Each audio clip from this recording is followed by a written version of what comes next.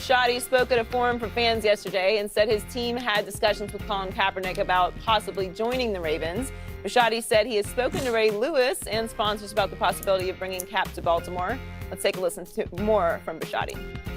To quantify hurting the brand, I know that we're going to upset some people, and I know that we're going to make people happy that we stood up for somebody that has the right to do what he did. You know, nonviolent protesting is something that we've all embraced. I don't like the way he did it. Personally, I kind of liked it a lot when he went from sitting to kneeling. I don't know. I'm Catholic. We spend a lot of time kneeling. We're very sensitive to it, and we're monitoring it, and we're still, as Ozzie says, scrimmaging it, and we're trying to figure out what's the right tact, and so pray for us. We do want to win games, and I'm not sure right now that he is going to help us do that. We're joined now by Ray Lewis. Welcome back, Ray. Welcome back. Good to see you guys. So Ray, you've talked to Steve. What's going on here? Yeah, you know, this ain't the first time. Shannon knows this from the history of what I do in Baltimore since I was playing. Me, Steve, Ozzie, we have conversations about whoever. And the bottom line, you know, you think about two topics here. The bottom line is, can he help us win? That's the bottom line. And so when you get away from all this other whatever everybody else wants to talk about, like I told Steve, I said, Steve, you got to act. This is what we're asking ourselves right now. How bad is Joe hurt? How soon does Joe come back? And does Colin Kaepernick help us right now? Because if he don't help us, then what we doing? That's like bringing in a third running back, but you got two running backs already there. Nah. And so I think that's where we started to really, because we both agree, like, and I've said this many a times, we both agree, like, what he did, I'm 100% for racial injustice, 100%. Trust me, right? I lived it myself, so you don't have to convince me of that part. How he did it, totally different thing. I don't totally agree with that. But you talk about bringing him in as a Baltimore Raven. The thing that we talked about the most, then I got on the phone with Ozzie, the thing we talked about the most was, what does the core, what's the temperature of the core says? When these young guys, these Humphreys, these new guys that's come in there, this new core that you're trying to put together, where does that take them, right? Does this come in and be purely football? Is he purely dialed in on football? Mm-hmm. Because if he is, then we have to weigh that option.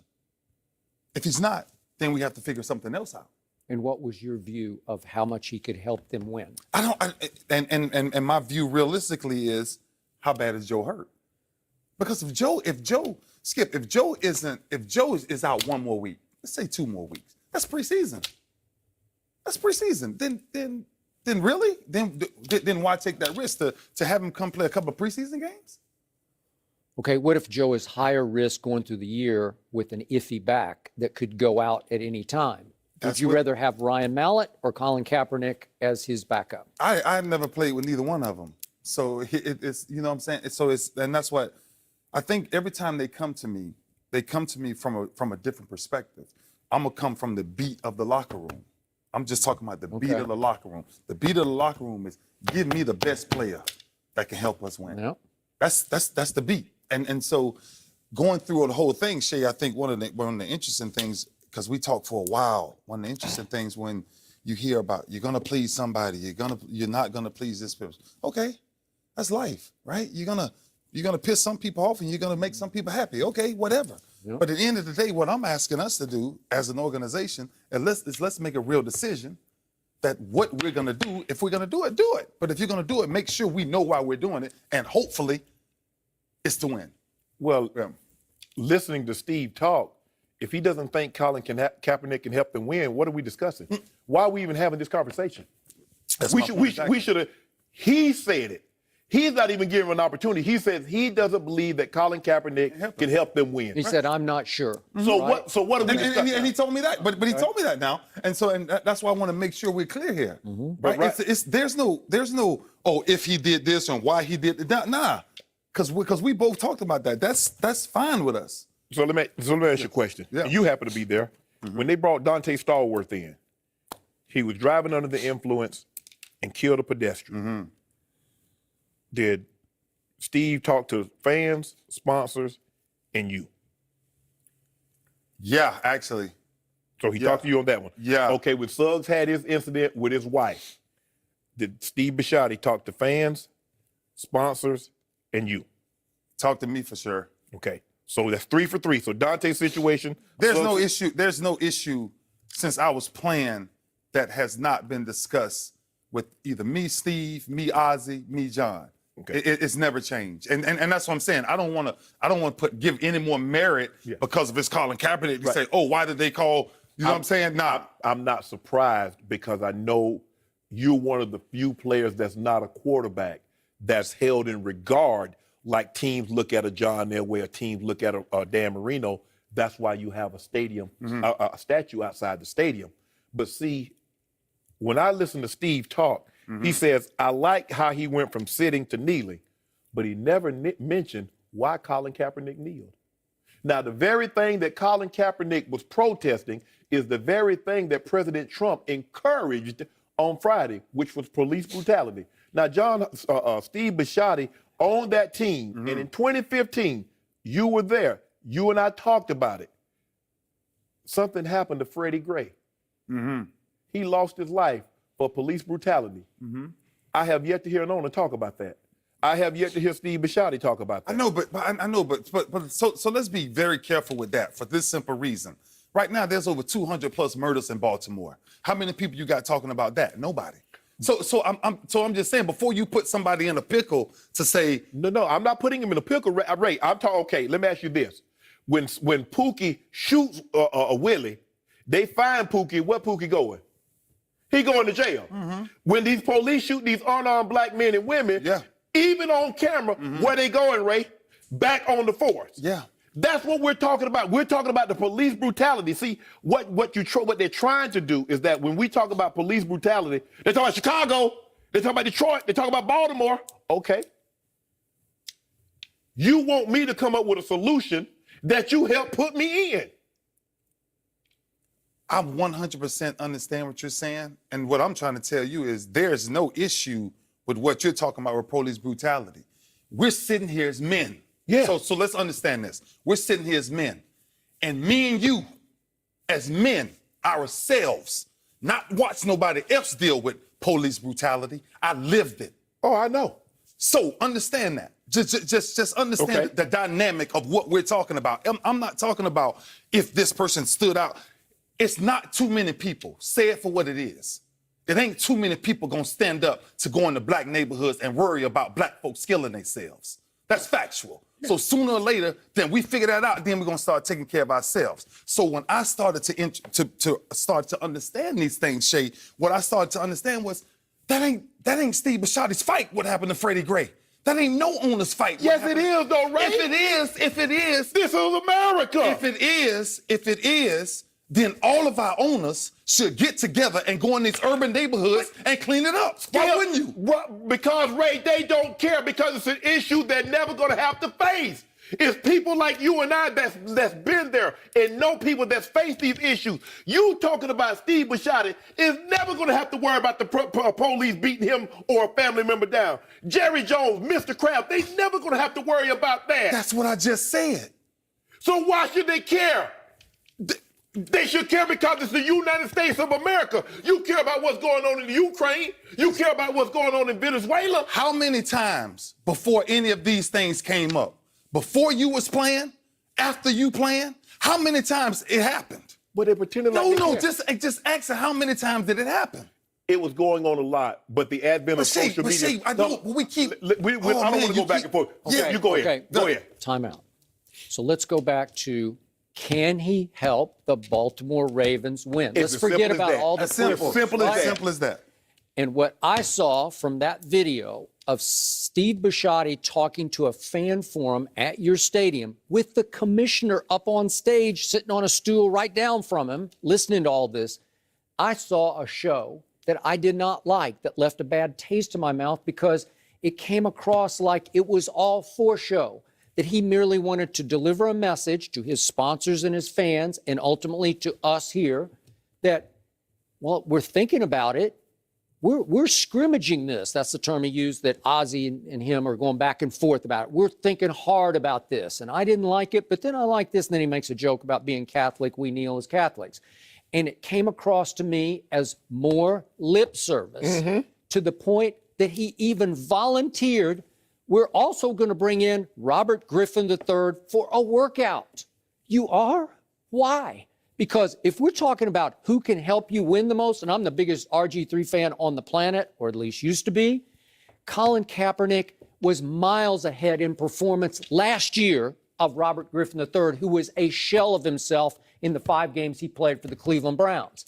Kaepernick was pretty good last year, 16 touchdowns to 4 interceptions. Yes. And his QBR, my favorite stat, was significantly better than Robert's, because I'm not sure Robert, he's just barely hanging on to any job that he could get in this league. But clearly, Colin Kaepernick, on his resume, on what he did in his first 2 years of starting with Jim Harbaugh, who then got pushed out the back door and sort of left Colin just twisting in the wind in San Francisco with a bad football team, clearly he's a much better bet right now than RG3. But it comes across like, for show, that Steve Bisciotti has given us, well, we're going to bring in another African-American quarterback with sort of the same skill set as Colin. So is that okay with everybody? Because we're going to give him a tryout. And it's like you're trying to convince everybody that we tried, but we couldn't get there. And it's the same thing Pete Carroll did in Seattle. They made that so public. We're trying. We brought him in. They didn't work him out, but they talked and talked. Where are your priorities? What's important to you right now? That's what Pete Carroll said. And his locker room, boy, that Seattle locker room, they were on fire for Colin Kaepernick. That's the best fit in the world for Colin right now, is the Seattle locker room. Although I could make a case that the second best bet for Colin right now would be your locker room with the Ravens, right? Yes. Just because of Ozzie and the sort of the senior leadership what you left in the locker room and the demographics the dynamic of that you built and left, the legacy of Ray Lewis in that locker room. So that's the second best. But all I heard from the owner was lip service. I think he was trying to tell everybody, we tried to get there, we thought hard about it, but we can't get there. So we're going to bring in Robert Griffin III. Baloney. I'm sorry, I'm calling lip service on you. I'm calling it's all for show. Okay, I get it. I keep saying this, and before we jumped into everything else, it's still our conversation, whether you believe whatever Steve Bisciotti is saying or not, it came down to one simple conversation. And every scout goes through the same exact thing. We live this our entire lives. Every player is evaluated for one simple reason. Can you help me or not? My bottom line, from a distance, Colin Kaepernick is much better than Ryan Mallett. Absolutely. He just is. He just is. I could just show you his resume. He's much better. Again, are his priorities? I don't even care. I just know he's better right now. This is a patch-up problem. Okay. If Joe Flacco is hurt for a week, they're getting a patch-up problem. All right. Patch-up. We've lived it our entire lives. Okay, even if it's a patch-up problem. We did it our entire lives. You know about back injuries. There's a 100% chance Joe Flacco is going to take a helmet in his back.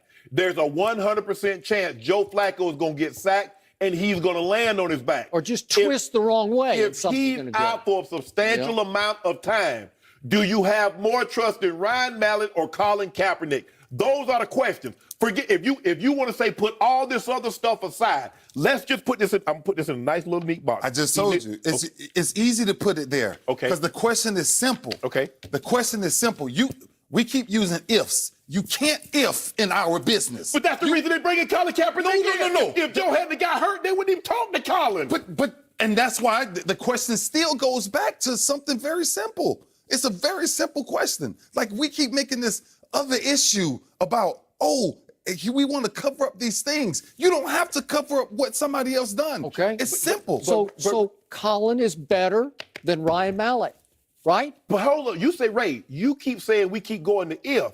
Yeah. We're in this situation because if Joe didn't get hurt, we wouldn't be having this conversation. Shannon, that's why everybody brings in 2 and 3 players at a position. Yes. This has never changed.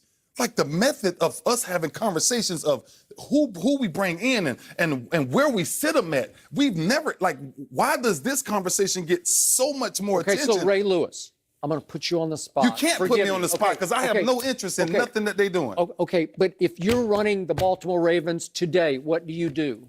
I sit down and have a conversation with the best available player that can help my team win.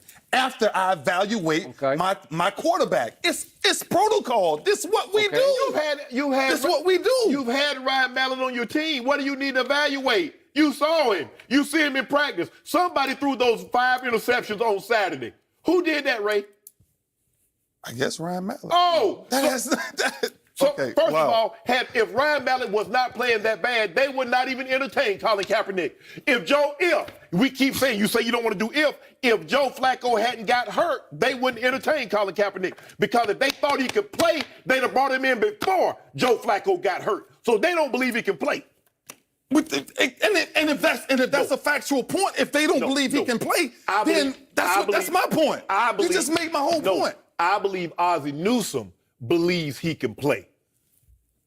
Okay. So I'm not so sure because Ozzie Newsome is going to probably have to defer this one on up the ladder a little bit. So you know what the Baltimore Ravens really need right now? A young Ray Lewis and a young Shannon Sharpe, and then they'd be just fine. They'd be back in business. Am I right? Am I right? They would be. Yeah. They would be.